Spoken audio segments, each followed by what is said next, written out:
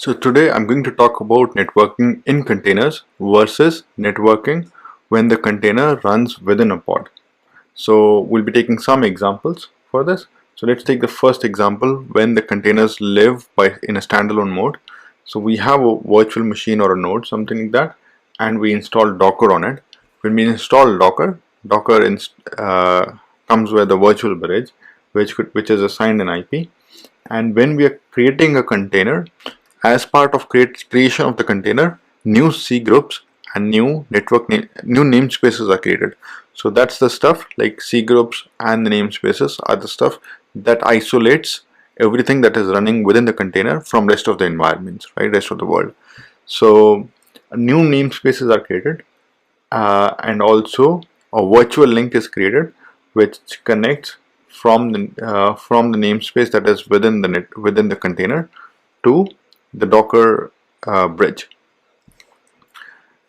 So everything, because of the namespaces, again everything is isolated. When we are creating another container, new names as part of creation of the other container, a separate namespace is completely different from what is running on the host machine and what completely different from what was running on container 1. So new namespaces and new C groups are created, and a new virtual link would be created which would connect the namespace from of container 2, the network namespace of container 2, to the virtual bridge on which is a Docker bridge.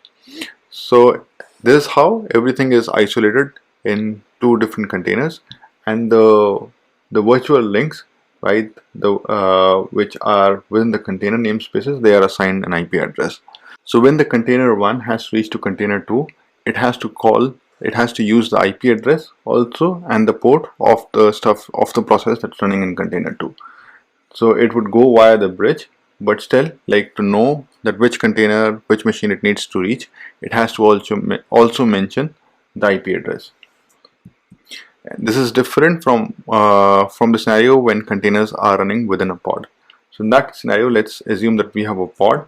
When we create the pod, as part of the creation of the pod, the namespaces are created and a pause container is also created, right? So this is not the container that we added in the pod.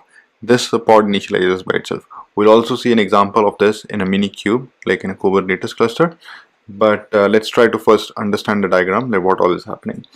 So a pause container is added to that namespace, and the two other containers which we want to add into the pod, they join the same namespace. So the containers within one namespace, within a pod, they share the same namespaces, right? So to reach from one container to other container, they can just, within a pod, so they can just use localhost. They don't need to call the separate IP because they just use the same namespace and the same network link. And when they have to reach other pods and all, so Kubernetes provides a networking space which connects different pods together, but we are not talking about that part in this video. So now let's see an example in Minikube where we will see the pause container running. By the way, if you're liking this video so far, please hit the subscribe button and the thumbs up, because that motivates me a lot. So I have Minikube already running on my machine. So Minikube is a trimmed down version of full-blown Kubernetes, but allows us to do everything which we would need with the cluster. So let's see the pods which I have. So I would say kube get all. So right now it's a default service running on Kubernetes. There are no pods. So we could log on to Minikube. If I say Minikube SSH, I could log on to Minikube, and now I can check all the Docker containers or the containers that are running within Minikube. So right now there are no pods running, but to make the Minikube functionality work and all, there are a bunch of containers that are already running within Minikube, right? And quite a lot of them are already pause containers, right? So this could be seen from this, like pause, like the image, right? And they've been running for some time, because like this is when I started the Minikube cluster, and this is my pod. So I'll just create a pod with just one container, and we'll also see a pause container that would be created along with this container. So we could use the command to see like the number of containers that we have. So docker p is this. So this gives that we have 25 number of containers now.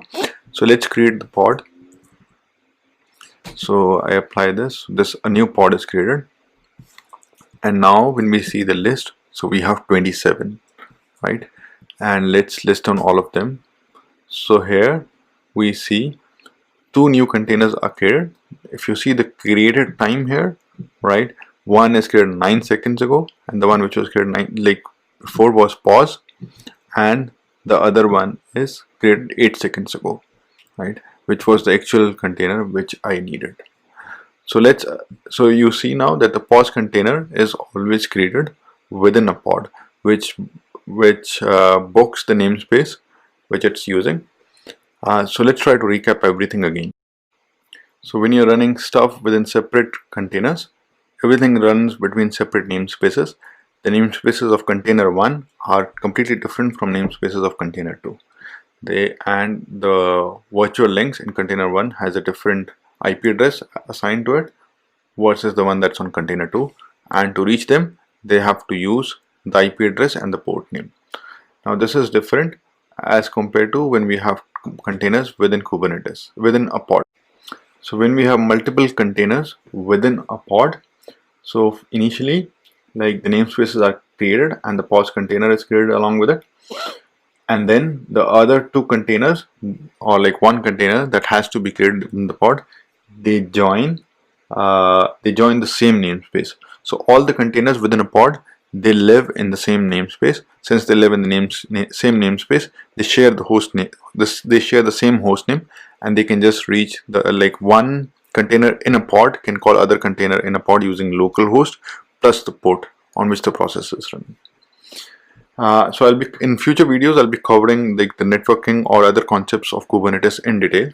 So if you're liking this video, please subscribe to my channel so that you can get notifications about the other videos that I'll publish for Kubernetes.